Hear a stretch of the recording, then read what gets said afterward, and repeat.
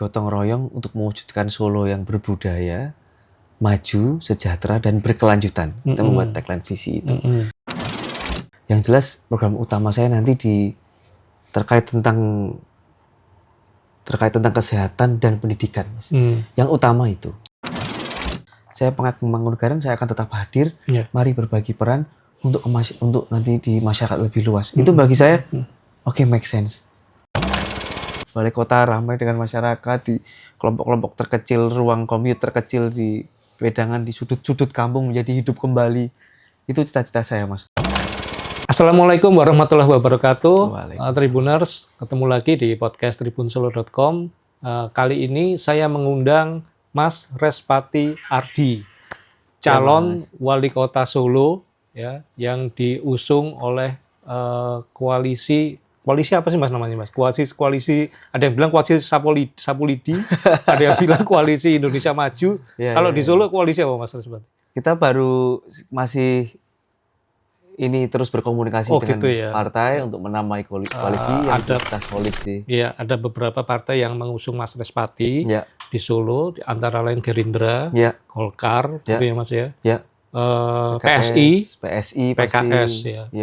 PAN juga PKB, dan beberapa partai non parlemen juga alhamdulillah juga sudah bergabung juga. Baik. Mas Respati, sebelum kita ngobrol dan mewawancarai Mas Respati, pertama terima kasih Mas. Sudah saya tahu ini hari-hari ini Mas Respati semakin sibuk, jadwal semakin padat, tapi masih mau menyempatkan untuk menyapa teman-teman media, untuk berani diwawancara dan berbagi informasi ya Mas. Harus ini Mas, berbagi informasi itu penting ya sih. Nanti akan banyak teman diskusi lah, kita bisa jadi teman diskusi Mas nantinya. Mas Respati,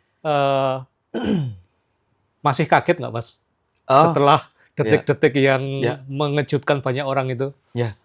Jadi saya dituntut untuk fast learner ya di kehidupan saya, profesi saya sebelumnya sebagai pengusaha, sebagai notaris, dan sebagai di organisasi.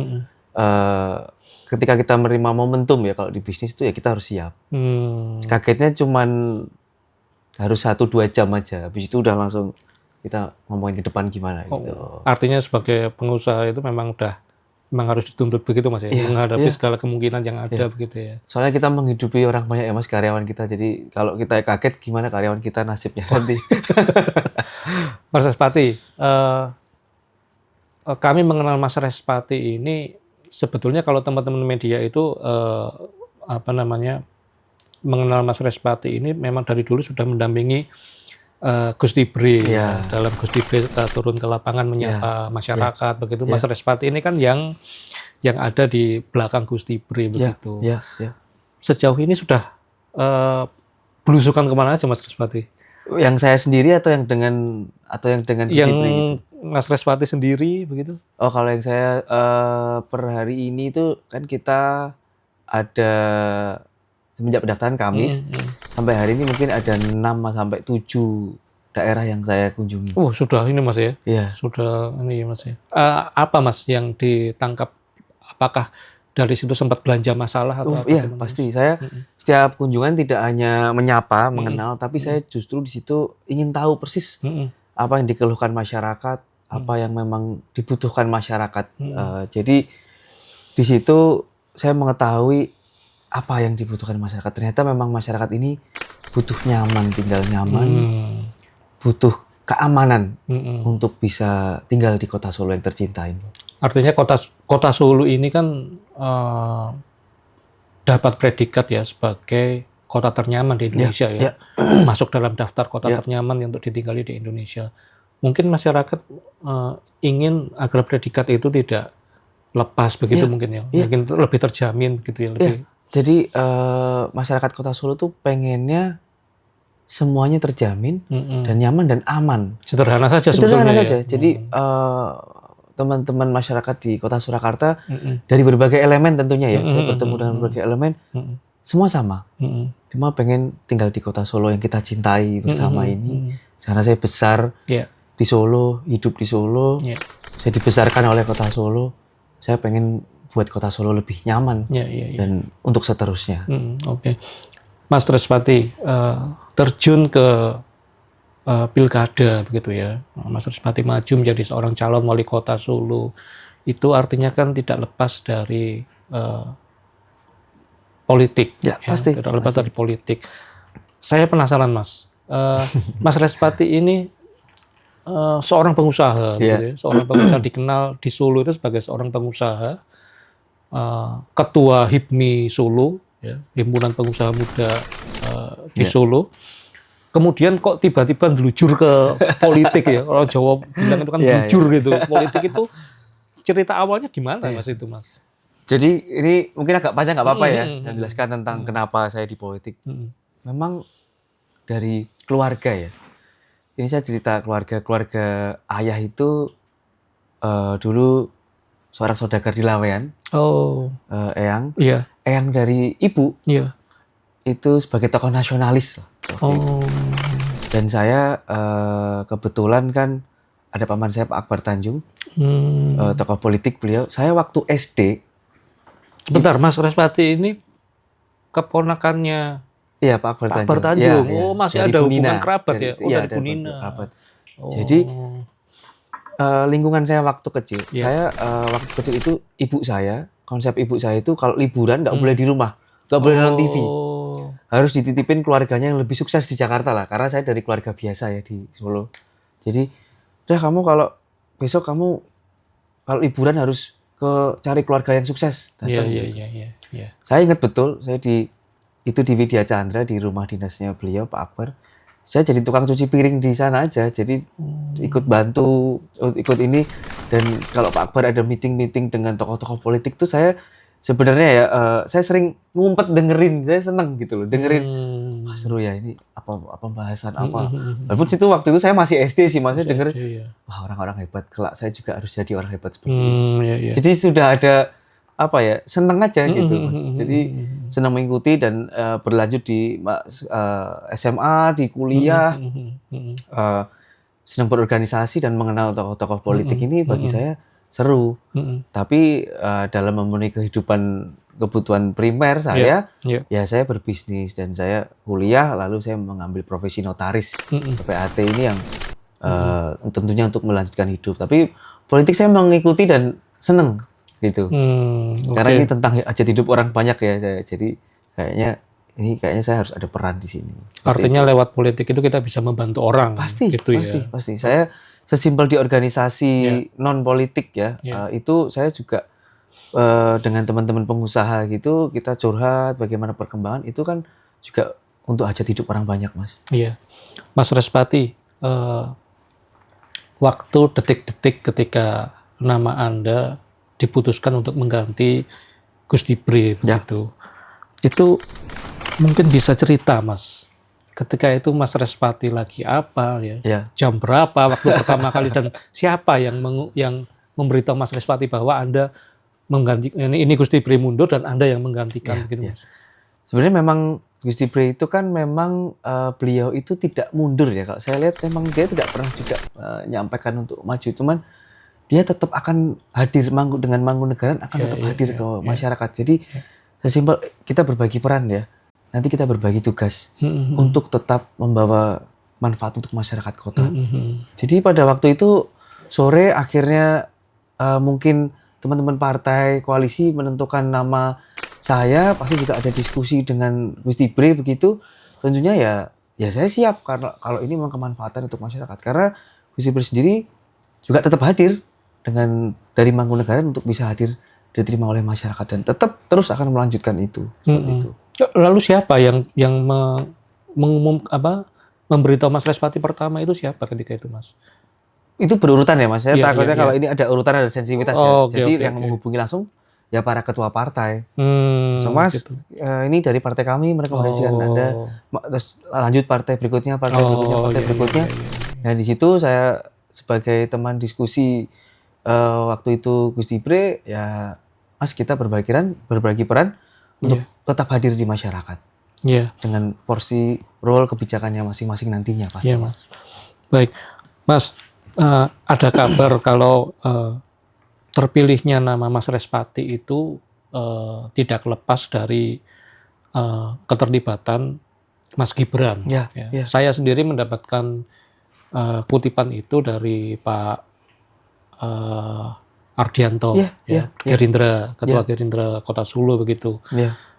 Apa benar Mas itu, Mas? Ya, pastinya waktu itu Mas Gibran kan, kalau saya waktu ketua HIPMI itu harus dekat dengan stakeholder kota. Kita berkomunikasi terkait kota. Terkait Mas Gibran apa yang terlibat di dalam itu, saya tidak tahu. Tapi yang jelas beliau adalah mentor politik saya. Beliau bisa membuat Solo dalam waktu yang singkat luar biasa, pertumbuhan ekonomi bisa sampai 6%. Ya. Saya rasa beliau pasti merekomendasikan saya, misalnya pada saat itu sudah berpikir matang, nggak mungkin Mas Gibran secara instan ini aja lah, gitu kan, ngawur begitu nggak mungkin. Beliau pasti punya pertimbangan khusus, punya kebijaksanaan yang pasti diambil tidak mungkin dengan waktu yang singkat dan tidak ngawur aja gitu. Pasti beliau juga mempersiapkan itu. Karena dan untuk koordinasi ke depan, saya selalu koordinasi bagaimana problem-problem kota dan bagaimana how to running di city. Itu pasti saya juga ngobrol sama beliau juga gitu. Diskusi koordinasi terus kok. Mas, ketika Mas Respati ini ditunjuk begitu ya, diamanahi, mendapat amanah untuk maju ya, melanjutkan Gus Fibri begitu, itu apakah Mas Respati perlu waktu untuk berpikir atau Mas Respati langsung bilang iya begitu? Pastinya berpikir itu pasti ya Mas, pasti. Saya ada berpikir terlebih dahulu, yang jelas ya pasti keluarga Mas, istri dan ibu lah, pasti itu sudah pasti. Saya tanya istri, tanya ibu, karena bagi saya terlibat di dalam dunia politik nggak hanya saya, nantinya keluarga juga harus siap untuk menghadapi di depan di partai politik, di kehidupan politik. Karena pasti waktu jelas akan semakin tersita ya Mas untuk melayani. Dan tidak hanya waktu orang. Bagi saya istri itu sudah, kalau di mata hukum, undang-undang perkawinan gitu. Perkawinan UU nomor 1 tahun 74 itu disebutkan eksplisit bahwa hukum negara menyatukan jadi satu gitu, terkait harta, terkait hak dan kewajiban dan lain-lain. Tapi secara batiniah, saya menganggap istri itu udah jadi satu sama saya. Jadi mengambil keputusan itu ya salah satunya juga istri dan restu ibu itu yang utama. Artinya saya minta waktu itu.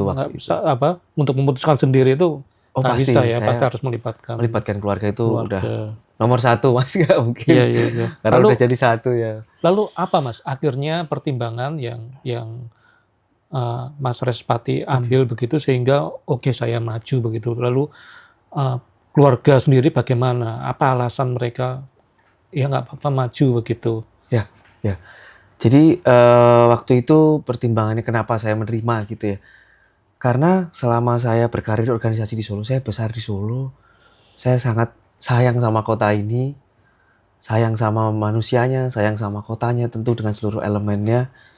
Orang ya, kalau cah Solo itu pasti pengen banget bisa terlibat membesarkan kota Solo. Kenapa saya mau menerima? Saya berkarir di organisasi HIPMI ya Mas. Tentunya untuk menjadi ketua HIPMI itu saya tidak semudah membalikan telapak tangan. Saya jadi tugas pencatat juga dulu sebagai sekretariat eksekutif HIPMI, mengikuti ketum-ketum senior-senior saya, tugas pencatat aja dinamikanya di HIPMI, dan saya juga aktif di organisasi kepemudaan di KNPI.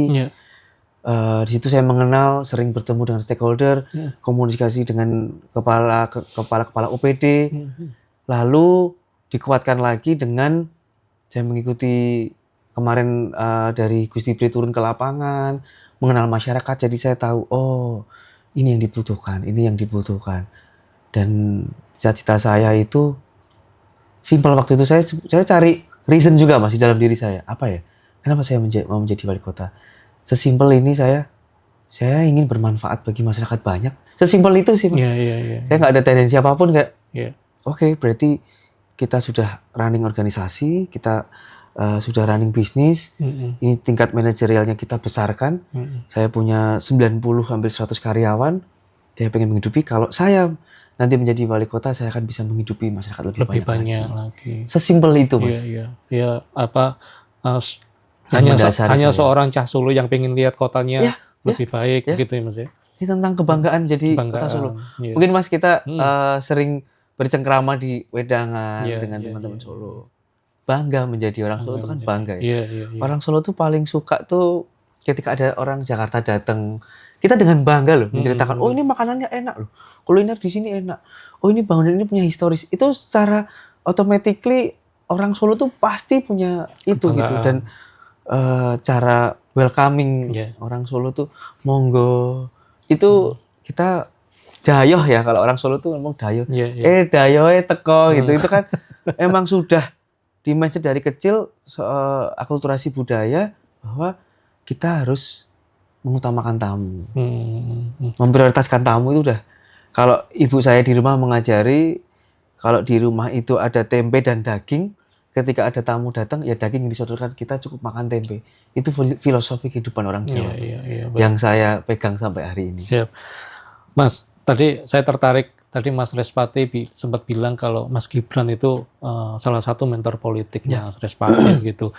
Tapi sedekat apa sih Mas Respati dengan Mas Gibran ini, dan dulu itu awal kenalnya itu bagaimana ceritanya? Awal kenal tentunya pas saya jadi ketua HIPMI ya. Kalau dulu mungkin pertemanan ada yang mengenalkan sebagai teman Mas Gibran. Teman gitu. dolan. Enggak sih kalau teman dolan Mas, belum teman dolan ya. Waktu itu teman karena di organisasi stakeholder, HIPMI harus selaras programnya dengan pemerintah kota. Waktu itu saya bertemu diskusi, ternyata asik banget orangnya Mas Gibran, dan Mas Gibran menurutku cerdas sih Mas, pinter. Karena beliau juga sama kayak saya, backgroundnya pengusaha, cara mengelola kotanya, melibatkan pihak swasta, sama seperti yang nanti saya juga akan terapkan gitu. Karena makanya itu tadi saya menyampaikan bahwa mentor politik. Dan beliau menyampaikan jangan ada kepentingan politik yang itu menutupi kepentingan ini yang ego sektoral gitu. Mas, siapapun partainya, kalau itu memang untuk kemaslahatan manusia, fasilitasi. Itu saya langsung, oh iya ya, jadi kita nggak boleh membedakan, oh partai ini, partai. Enggak, semua partai itu sama Mas. Mari kita bantu kalau itu untuk kepentingan masyarakat. Seperti itu. Itu yang buat saya bener nih Mas. Tapi seberapa sering untuk menunjukkan kedekatan itu, seberapa sering Mas Respati berkomunikasi sama Mas Gibran itu? Ya. Mungkin saya nggak perlu menunjukkan kedekatan ya Mas. Jadi kedekatan itu mungkin cukup dengan berkoordinasi dengan timnya, dengan beliau langsung. Dan yang unik sih, saya seneng sih beliau itu suka bertukar stiker WA. Lucu. Saya kemudian jadi ini seperti anak muda pada umumnya lah ya. Ternyata tukar-tukar stiker WA itu nggak beda lah ya. Nggak beda, seneng banget ya. Seru nih. Jadi nggak perlu kita menunjukkan sudah bekerja apa. Beliau cukup menunjukkan hasil. Nah itu seneng saya dengan bekerja. Nggak perlu banyak kalimat atau apa gitu kalimat. ya. Hanya stiker WA. Stiker WA. Ini hasilnya. Oke, saya tahu. Oh ini maksudnya clear. Oke. Mas, seandainya ini benar-benar Mas Respati ya mendapatkan amanah menjadi wali kota Solo ya, selama 5 tahun ke depan ini program nyata Mas Respati apa yang ingin dibawa begitu Mas? Ya, kita kan membawa konsep gotong royong untuk mewujudkan Solo yang berbudaya, maju, sejahtera dan berkelanjutan. Kita membuat tagline visi itu. Dan saya concern utama saya itu, saya baru komunikasi terus sama tim, dengan Mbak Astrid juga tentunya wakil saya. Karena beliau Mbak Astrid kan rektor, saya butuh masukan dari akademisi untuk bisa membuat program nyata ke depan. Yang jelas program utama saya nanti terkait tentang kesehatan dan pendidikan, Mas. Yang utama itu. Kesehatan dan pendidikan. Ya, kesehatan dan pendidikan itu yang utama. Karena kemarin Mas Gibran sudah membangun infrastruktur yang luar biasa sekali. Nanti kita akan bagaimana caranya untuk merawat, lalu juga kita menyiapkan nih SDM-nya untuk bisa meneruskan 17 program titik prioritas Mas Gibran yang sudah dibangun. Manusianya juga harus siap. Nah ini saya dan Mbak Astrid berkomitmen untuk menyiapkan SDM dan kesehatan untuk masyarakat. Jadi melengkapi ya, kalau kemarin Mas Gibran sudah infrastrukturnya ya, fokus ke infrastruktur, sekarang ke SDM-nya gitu ya. Kita lagi penekanan ke manusianya. Jadi nanti akan ada beberapa program yang itu langsung menyasar ke manusianya. Karena saya belanja masalah terus, turun ke bawah, mendengar keluhan, itu nantinya akan menelurkan sebuah ide gagasan yang saya bawa ke depan untuk kerja nyata langsung. Seperti itu. Kesehatan dan pendidikan ini kira-kira concernnya kemana, Mas? Apakah mempermudah pendidikan, misalnya ya, mempermudah pendidikan untuk masyarakat kelas menengah ke bawah, begitu ya? Atau pelayanan kesehatan kepada orang yang di bawah garis kemiskinan, ya? Atau bagaimana, Mas? Pelayanan itu udah hal yang wajib ya. Pelayanan harus ditingkatkan, harus disupervisi. Bagaimana nilai kepuasan masyarakat terhadap nanti di pemerintahan, di layanan kesehatan, layanan pendidikan itu sudah harus dibahas itu, karena itu wajib. Tapi yang jelas apa yang nanti kita tawarkan menjawab sekarang bahwa masyarakat Kota Solo itu self-employee, Mas, kebanyakan. Jadi mereka suka bekerja sendiri. Berarti harus dibekali pendidikan yang non formal juga. Pendidikan formal itu wajib, pendidikan non formal itu harus tambahan. Apa contohnya? Saya ada sedikit, ini baru draft ya, baru rancangan program Among Tamu namanya, menyiapkan sampai di titik di level kampung untuk bisa skill menerima sebagai pemandu wisata. Karena banyak banget potensi wisata di sekitar kita di kampung yang belum tereksplor. Bahwa Mas Gibran dengan konsep 17 titik prioritasnya mendatangkan masyarakat dari luar kota, mendatangkan wisata, ya kita harus siap. Kita siapkan untuk masyarakat untuk bisa lebih pendidikan yang sektor non formal justru, pemandu wisata, content creator, dan lain-lain. Itu yang nanti pendidikan yang kita tambahkan. Yang sudah ada, kita maksimalkan, kita lanjutkan, nanti kita sempurnakan lagi, kita tambahkan untuk menjawab tantangan yang ada nanti di Kota Solo. Mas Respati, menyambung tadi, Mas Gibran itu kan selama menjadi wali kota, wajah Solo banyak berubah. Kita tidak bisa menyangkal itu. Dengan banyak infrastruktur yang baru, di balik itu kan, tapi untuk membangun itu perlu dana, dan Mas Gibran ini suka atau tidak suka, ini mendatangkan banyak dana ke Kota Solo ya, APBN, kemudian CSR, ada lagi dana hibah, begitu ya.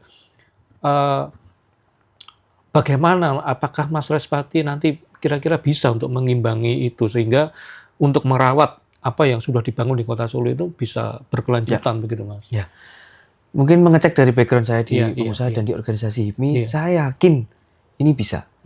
Satu ya, yang mendasari saya bilang yakin bisa itu, saya harus ada mendasari bahwa jejaring network nasional itu menjadi yang kunci utama. Saya menjadi ketua HIPMI itu juga saya banyak berhubungan dengan tokoh nasional. HIPMI itu menelurkan menteri-menteri yang luar biasa. Pak Sandiaga Uno, Pak Erick Thohir, Pak Rosan Roslani, lalu ada Pak Bahlil Lahadalia. Itu aset-aset yang dimiliki HIPMI. Bahwa pertemanan di HIPMI ini kental sekali. Bagi saya, bagaimana cara membuat akses ke sana, bagaimana caranya seorang pengusaha ketika dapat order, dapat PO, tapi nggak punya modal, dalam menyiapkan usaha, kita ada namanya visibility study. Saya akan buat visibility study kota Solo.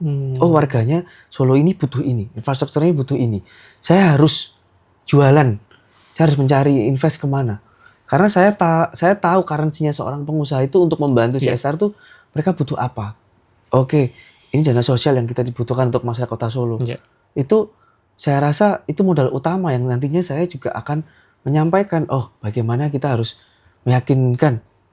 Kalau orang Solo bilang, ngider tampah aja.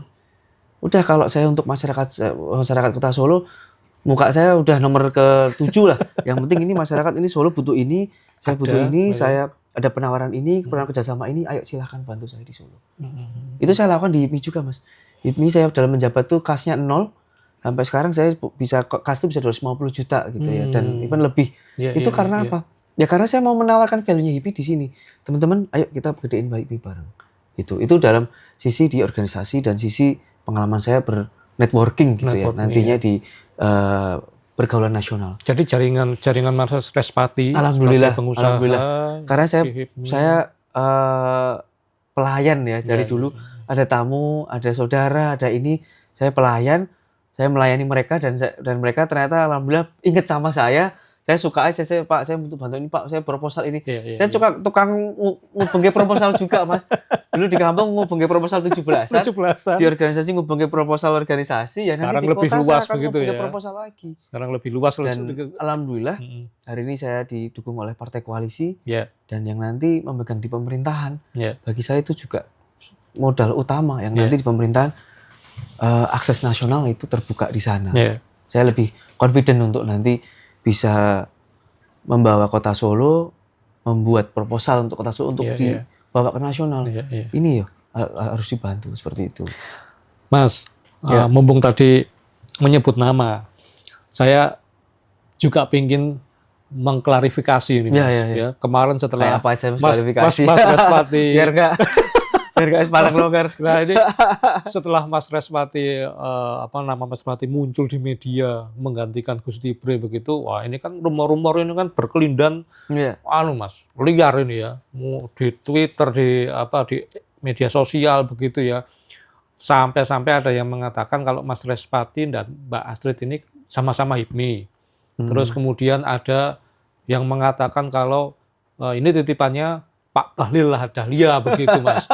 Benar nggak sih Mas itu rumor itu Mas? Iya. Kalau rumor memang yang beredar di masyarakat titipan itu mungkin kata yang tidak tepat digunakan ya Mas. Saya mungkin mengklarifikasi di sini bukan titipan. Jadi pemilihan penunjukan saya pasti itu sudah matang sekali dari partai koalisi. Jadi kalau hubungan dengan Pak Bahlil begitu ya, itu kalau kita di HIPMI tadi seperti yang saya sampaikan sebelumnya, saya dekat dengan tokoh-tokoh HIPMI itu luar biasa. Karena kehipmian, bukan masalah kepartaian, Mas. Jadi Pak Bahlil, Pak Sandi, Pak Erik, Pak Ruslan, bahkan ada tokoh politik senior mantum ketum HIPMI itu Pak Erwin Aksa, saya juga sering WA. Semua elemen, semua partai, saya nggak melihat partainya, kita berkomunikasi dengan baik. Jadi mungkin kalau hanya nitipin Pak Bahlil, bagaimana Pak Bahlil meyakinkan partai-partai koalisi yang lain, saya rasa kan juga mungkin impossible juga. Jadi partai koalisi juga pasti mempunyai pertimbangan khusus seperti itu. Kalau hubungan Pak Bahlil, Pak Sandi, Pak Erik, Pak Ruslan, itu semua, Pak Erwin Aksa, itu memang semua karena hubungan murni HIPMI, tanpa kepentingan politik. Mas Respati, Mas Respati ini kan kabarnya ini kan adalah man behind the scene-nya Gus Tibre. Bisa aja lah. Man behind itu kayak kemana-mana begitu tuh Mas Respati yang menyiapkan track-nya. Sebetulnya dan media juga menangkap kemana Gus Tibre turun itu ada Mas Respati. Iya. Kemudian saya pernah mewawancara Pak Daryono, Ketua PKS Kota Solo. Oh iya, Mas Daryono. Mas Dery, nama akrabnya Mas Dery. Mas Dery itu salah satu alasan penunjukannya itu karena kan selama ini kemana-mana Mas Respati ini ikut begitu ya, sehingga diharapkan jaringannya itu terjaga begitu ya. Tapi sebetulnya peran Mas Respati ya di dalam tim Gus Tibre ketika itu apa sih Mas? Ya. Saya mencerita sedikit ya, latar belakang Mas. Saya mendukung orang itu nggak pernah asal. Saya membantu orang itu kalau yang deep masuk. Apalagi karena ada duitnya. Nggak pernah asal. Itu mungkin bisa dicek. Ya. Jadi saya punya alasan yang ini ya, karena saya waktu itu cah Solo pada umumnya, masyarakat Kota Solo, lalu ada menceritakan bahwa Mangkunegaran pengen lebih dekat dengan masyarakat loh. Saya melihat sosok Gus Tibre itu idola saya, Mas. Saya semakin kenal, semakin wah ternyata luar biasa beliaunya. Jadi di sana saya sangat ikhlas, tulus membuka jalan untuk Kanjeng Gusti untuk bisa mengenal masyarakat Mangkunegaran supaya terlibat dengan masyarakat. Tentunya ada diskusi dulu sebelum jalan, sebelum saya membuka komunikasi di masyarakat, saya ada diskusi dulu, saya ada brainstorming dulu. Apa sih yang melatar belakangi Kanjeng Gusti untuk mau turun ke masyarakat? Apa yang dikehendaki saya kenal di situ? Oh, niatnya bagus. Dan saya tentunya sebagai masyarakat Kota Solo bisa mengenal dekat dengan beliau itu bagi saya anugerah dan berkah. Wah, saya seorang Respati loh. Gus Ipre mau ini emang diskusi sama saya gitu, orang pengagum Mangkunegaran. Sementara Mas Respati orang yang biasa-biasa saja. Iya, gitu biasa aja gitu. Ya, saya ya. orang yang ya cah Solo pada umumnya gitu, terus melihat pengagum Mangkunegaran yang itu terus bisa ikut membuka jalan untuk mengenal, ya saya sangat senang sekali. Ya, Bahkan saya sebelumnya nggak pernah dapat undangan suro. Saya waktu itu nih saya ceritakan saya dapat undangan suro kemarin, dapat bisa duduk di sana, bangga gitu. Wah, bangga Mas. Mungkin bagi beliau itu hal yang sangat biasa gitu ya. Berdiskusi satu duduk itu bagi Gus Ipre hal yang biasa, tapi bagi saya hal yang luar biasa. Kalau mungkin kata ini ya, orang ini mungkin orang tuh Solo itu dengan kita bisa lihat mungkin pride ya. Orang Solo itu Mas di Wedangan itu suka menceritakan keumuannya. Keumuannya kan suka ya diceritakan hadir ke suatu kelompok keumuan kita. Dia punya pengalaman apa, punya cerita apa. Wah, kemarin saya bisa ngobrol sama Gus Ipre di dalam Mangkunegaran, bayangin itu kan saya bawa ke pertemanan saya hal yang itu bangga membuat bangga. Itu yang mengapresiasi saya dan akhirnya mau lanjut terus sampai sekarang dan akhirnya berbagi peran. Sebetulnya sederhana saja Mas. Mungkin bagi Gus Ipre ini apa sih, biasa aja kita duduk. Tapi bagi saya ini yang kebanggaan sendiri sebagai masyarakat Kota Solo yang luar biasa bisa jadi teman diskusi beliau. Mas, setelah ngalor ngidul dengan Gus Ipre, tentunya kan Mas Respati sedikit banyak mengenal beliau ya, tahu karakternya bagaimana. Dan sampai sekarang ini kan Gus Ipre belum pernah bicara langsung di depan publik, di depan media mengenai apa alasan sebetulnya dia akhirnya tidak maju begitu. Kalau menurut Mas Respati, apa benar alasannya itu karena restu dari keluarga, Mas? Saya kurang mengetahui jelas apa itu alasan. Beliau sendiri juga belum atur belum. Karena kan kita cuma diskusinya untuk ke masyarakat ya. Jadi akhirnya beliau sebagai pengagum Mangkunegaran memberikan reason alasan yang sangat tepat bagi saya bahwa Mas, saya pengagum Mangkunegaran, saya akan tetap hadir. Mari berbagi peran untuk nanti di masyarakat lebih luas. Itu bagi saya make sense. Bahwa pengagum Mangkunegaran, potensi Mangkunegaran yang nanti akan dimanfaatkan oleh masyarakat, dan saya nanti menjadi wali kota, menjadi partner beliau, itu ini make sense buat saya, masuk akal buat saya. Saya tanpa tanya, Kanjeng Gusti kenapa mundur? Itu kan hal yang nggak perlu. Ternyata beliau menyampaikan, loh saya nggak mundur. Dari kemarin saya pengen memang terlibat langsung ke masyarakat. Dan saya sebagai pengagum Mangkunegaran, firm, saya akan tetap berada di masyarakat nantinya. Itu membuat saya langsung semangat juga gitu. Itu yang membuat saya langsung mendasari, yuk kita berbagi peran, nanti kita untuk bisa bermanfaat lagi lebih untuk masyarakat Kota Solo. Artinya apakah itu berarti beliau bilang kalau untuk terjun ya dalam tanda kutip melayani masyarakat, tidak untuk saya gitu, untuk seorang Gus Ipre itu tidak harus menjadi duduk di eksekutif, tapi tetap sebagai pengagum Mangkunegaran begitu? Iya. Saya selama mendampingi Gus Ipre gitu belajar sejarah tentang Mangkunegaran dan lain-lain. Mangkunegoro dan Mangkunegaran adalah hal yang berbeda. Saya melihat beliau Mangkunegaran hadir di masyarakat, bukan hanya praktis Mangkunegoronya saja. Bahwa ini penting ya, bahwa yang kehadiran Mangkunegaran itu bisa dirasakan masyarakat, bukan hanya Mangkunegoro saja. Itu yang mendasari beliau. Bukan hanya sebuah jabatan dan pangkat. Mangkunegoro X itu kan sebuah pengageng Jumeneng pada waktu Jumeneng. Tapi Mangkunegaran itu lebih luas lagi. Itulah yang mendasari beliaunya. Menurut saya ya, karena saya mendampingi, saya mengenal beliau lebih dekat, teman diskusi. Saya mengenal, saya tahu nilai itu. Mas Respati, ini waktu sudah ditunjuk ini, artinya waktu semakin terbatas ini. Kalau nggak salah saya dengar Mas Respati ini penggila sepedaan ya. Itu gimana Mas? Akhir-akhir ini udah mulai jarang akhirnya karena kesibukan itu Mas. Saya tetap menyempatkan olahraga Mas. Sempat karena pagi itu hormon endorfinnya Iya. ke-build gara-gara lari dan sepeda gitu. Olahraga kardio. Ide, gagasan, inspirasi apa tuh datangnya pada waktu sepeda dan waktu lari.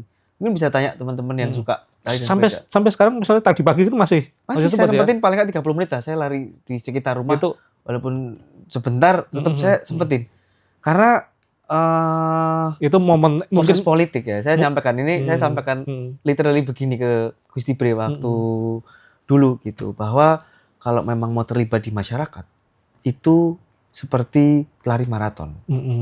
Kita harus bisa menjaga pace, kita harus kapan harus menjaga ritme, kapan harus menjaga nafas, kapan harus naikin speed, kapan harus tahan, itu ada di lari maraton. Jadi endurance lah yang utama. Sprinter dan maratoner itu hal yang sangat berbeda. Kalau sprint cepet set habis selesai. Tapi maraton itu kita harus bisa menjaga pace dan menjaga tenaga sampai nanti di akhir semuanya di hidup ini. Jadi filosofinya kena di situ ya. Ya, lari maraton itu hal yang utama. Untuk bisa nanti running di sini. Waktu singkat, tapi kita harus bisa. Kalau di lari maraton tuh ya Mas, di half marathon saya lari itu kan ada cut off time. Kita harus lari untuk dapat medal finisher tuh ada cut off time yang harus finish sebelum jam waktu itu. Nah itu lari maraton harus bisa mengetahui tidak landai, tapi kita harus tetap bisa jalan, mengikuti pace waktu, finish di saat yang tepat. Jadi meskipun sesibuk-sibuk apapun, masih menyempatkan waktu untuk olahraga, lari atau sepeda. Mungkin itu buat Mas Respati itu waktu eksklusif untuk mendapatkan ini ya, mendapatkan apa namanya? Inspirasi hari ini mau ngapain gitu. Malam sebelum tidur recap apa yang saya kerjakan hari ini, dan pagi itu saya mau ngapain aja hari ini. Itu pas lari dari sini, oke, nanti saya harus gini. Seperti itu. Sesimpel itu Mas. Lari ini hal yang enak banget bagi saya, bisa menikmati hidup. Mas, last question. Kita pengen dong Mas Respati ini sharing. Mas Respati ini seorang pengusaha, masih muda, sudah jadi pengusaha yang sukses, gitu ya, sukses. Kepada anak-anak muda di luar sana, begitu Mas. Dan tadi Mas Respati, saya tertarik ketika Mas Respati sempat bilang soal bagaimana networking atau jaringan itu sebagai kunci utama, begitu ya. Sehingga yang tadinya modal nol bisa karena berkat jejaring begitu. Apa memang di usaha itu apakah memang jejaring itu Mas yang utama Mas? Ya. Pasti ya. Jadi kalau kita ngomongin modal usaha, modal duit, modal uang gitu ya. Percayalah, social capital itu yang nomor 1 Mas. Bagi teman-teman yang mau mulai usaha, teman-teman yang punya usaha, itu kita social capital yang utama. Networking, jejaring dulu. Gini Mas, konsepnya begini, sesimpel ini kalau dalam saya berbisnis. Kalau saya menawarkan bisnis ke Mas nih, Mas saya mau kulakan ini, cangkir, terus saya mau jual. Kalau Mas percaya bahwa ini laku, konsep bisnis saya laku, pasti Mas percaya mau nginvest dong. Sesimpel itu. Mas pasti akan menilai, oh Respati ini bisa dipercaya nggak, 1, 2, yang dia tawarkan bisnisnya oke nggak. Kan sesimpel itu, kita cari pendana. Jadi kalau masih menyampaikan, anak-anak muda sekarang masih menyampaikan, oh nggak ada modal, berarti bisnismu belum menarik. Itu kita harus bagaimana cara kalau jadi pengusaha itu, kita harus bisa meyakinkan orang untuk bisa berinvestasi di usaha kita. Nah, untuk anak-anak muda, untuk mahasiswa, SMA, para millennials dan para Gen Z, mulai dari dini, usahakan zero enemies. Jangan sampai ada musuh. Ya. Kalau ada musuh memang kita nggak salah, merasa kita dizolimi, kita salah, udah kita yang minta maaf. Ada yang sakit hati, nggak sengaja dengan perkataan saya langsung minta maaf. Karena itu semua itu investasi, itu sosial, itu modal utama sosial. Investasi itu bukan hanya tentang duit. Investasi itu bisa juga pertemanan. Investasi itu juga tentang kesehatan, Semua itu tentang investasi. Investasi juga jangan kita terkonsep semua tentang duit, semua tentang modal. Tapi ada yang namanya investasi sosial. Percayalah Mas, ketika kita berbuat baik sama orang, kita nggak usah ada pamrih. Sewaktu-waktu nanti kita nggak tahu. Jadi orang-orang hebat. Teman-teman saya satu SMA, teman satu angkatan tiba-tiba menjadi orang hebat, tiba-tiba menjadi apa, kita nggak tahu Mas. Who knows? Siapa yang tahu seorang siapa menjadi siapa? Gitu. Jadi bagi teman-teman anak muda, teman-teman yang lagi merintis usaha, teman-teman yang lagi masih di bangku sekolah, jangan sampai ada musuh, zero enemies, dan tetap berpikir bekerja keras dan bekerja cerdas. Itu dua yang utama. Bekerja keras saja nggak cukup dengan hanya bekerja keras, berkeringat tiap hari itu juga bukan solusi. Atau kita harus diimbangi dengan bekerja secara cerdas. Kalau saya bisa mendelegasikan ini, saya harus mendelegasikan ke siapa? Nanti ketika kita diberi mandat, diberi tugas menjadi wali kota Solo, saya juga akan petakan problemnya di mana. Yang ahli di bidang ini siapa? Ini penting. Ini ada problem di sini. Saya nggak tahu nih bidang ini. Saya akan pasti mengundang ahlinya. Seperti itu. Itu hal yang menurut saya harus diterapkan mulai dari sekarang. Dari permasalahan dari kecil kita di rumah tangga sampai permasalahan besar untuk kemaslahatan masyarakat, kita harus bisa mencari ahlinya, kita harus mencari orang yang tepat untuk bisa menyelesaikan solusi itu. Artinya kalau manajerial yang paling penting. Artinya kalau tadi Mas Respati misalnya nih memilih rekan bisnis begitu ya. Ada dua orang nih. Satunya dia punya jejaring kuat, satunya dia punya modal kuat. Mas Respati pilih yang mana? Gandeng dua-duanya. Sesimpel itu Mas. Saya mungkin kalau boleh cerita di dunia usaha saya yang saya jalani ini, selain notaris PPAT, saya profesi sendiri. Dunia usaha ini nggak ada yang nggak berpartner Mas. Saya ada bisnis kuliner berpartner, saya ada bisnis limbah berpartner, saya ada bisnis pengembangan perumahan juga berpartner. Semua berpartner. Karena bagi saya berbagi keuntungan itu kenapa sih? Apa salahnya gitu? Membuat orang bekerja bersama, akhirnya kita berhasil, we did it. Ini kita bisa punya untung nih, kita berbagi cuan nih. Sama-sama smile itu menurut saya hal yang luar biasa gitu. Apalagi yang saya terapkan sekarang nanti akan saya jadi calon wali kota ini. Ketika saya menjadi wali kota, saya punya akses pertemanan yang kuat yang bisa saya serahkan untuk kemaslahatan masyarakat. Seneng aja Mas lihat senyumnya. Saya bersalaman berhubungan langsung dengan masyarakat tuh, melihat senyum mereka tuh kayak ya ini mungkin bisa dikatakan teman-teman klise lu, bohong lu, gimana, ngapusi gitu. Terserah penilaian orang, saya udah gak peduli, tapi bagi saya itu memang senyum mereka enak banget Mas. Saya punya feel pada waktu saya menjadi pengusaha, saya ada feel waktu kirim gaji gitu, terus saya punya bayangan, wah si karyawan itu digaji buat beli apa ya, saya sering kuris, saya gaji buat beli apa ya, pada keluarga bermain kemana ya. Senang aja membayangkan itu. Ketika saya menjadi wali kota, nanti bisa memimpin di kota Solo, membawa kemaslahatan bagi masyarakat, saya senang Mas. Wali kota ramai dengan masyarakat, di kelompok-kelompok terkecil, ruang commute terkecil, di wedangan, di sudut-sudut kampung menjadi hidup kembali. Itu cita-cita saya Mas, untuk bisa membuat masyarakat kota Solo senyum dan bangga menjadi warga kota Solo. Kalau cerita terpahit Mas Respati selama jadi pengusaha apa Mas? Banyak banget Mas kalau itu. dan usaha itu mungkin dari itu.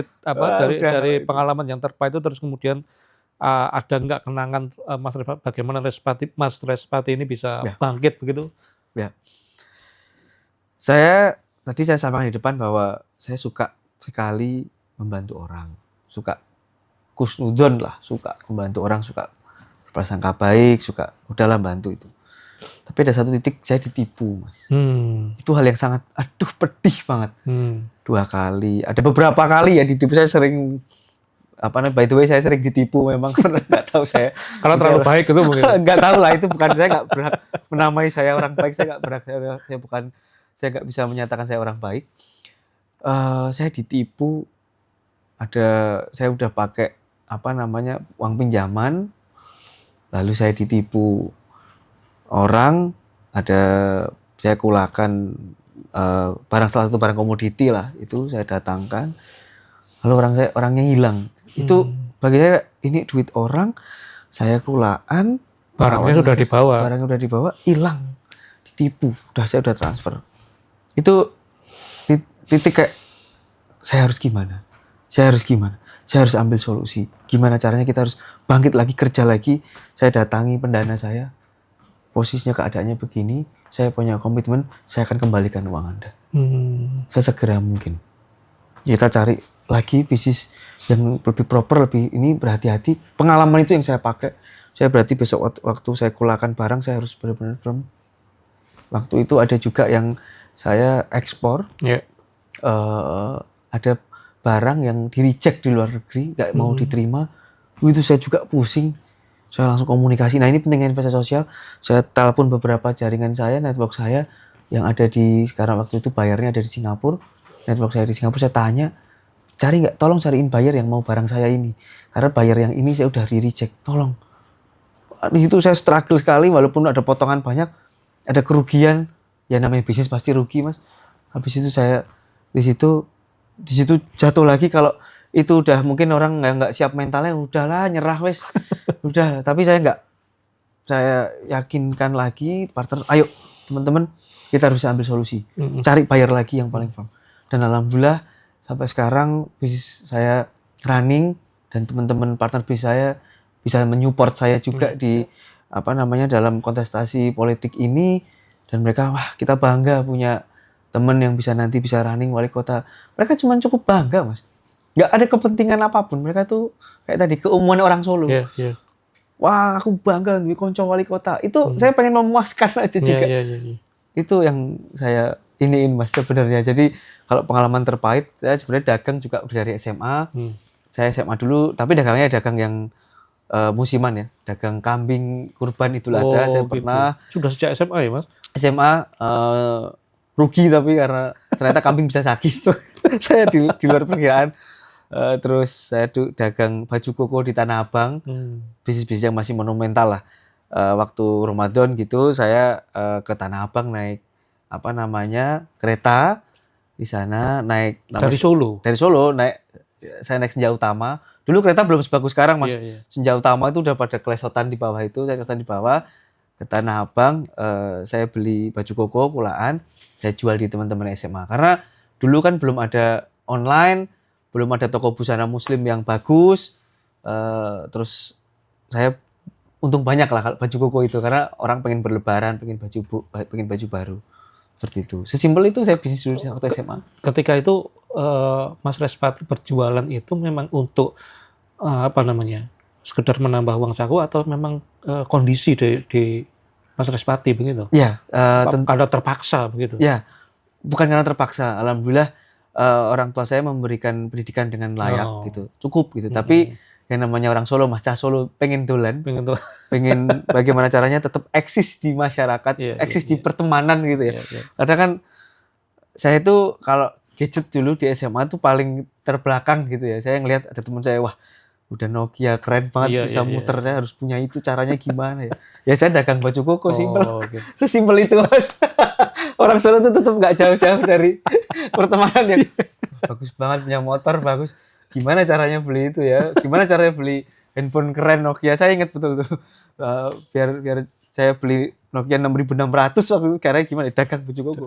Karena orang tua saya cuma ngajarin, saya udah fasilitin kamu sekolah, titik udah. Dia cuma fasilitas pada umumnya, normalnya orang tua kepada anaknya. Oke. Mas Respati. Ya. Terima kasih. Saya malah jadi untuk kebanyakan ngomong tadi, Mas. Jadi curhat saya. Insight dan semua ceritanya di menemani kopi pagi kita hari ini, Mas. Terima kasih sekali lagi, Mas, sudah menyempatkan datang ke Tribun Solo di tengah kesibukannya. Kita doakan yang terbaik untuk Mas Respati ke depannya. Amin. Tribuners, demikian wawancara dan ngobrol-ngobrol kita dengan Mas Respati Ardi. Kita bertemu lagi di podcast Tribun Solo selanjutnya. Saya Haji Pramastra, undur diri. Assalamualaikum warahmatullahi wabarakatuh. Waalaikumsalam.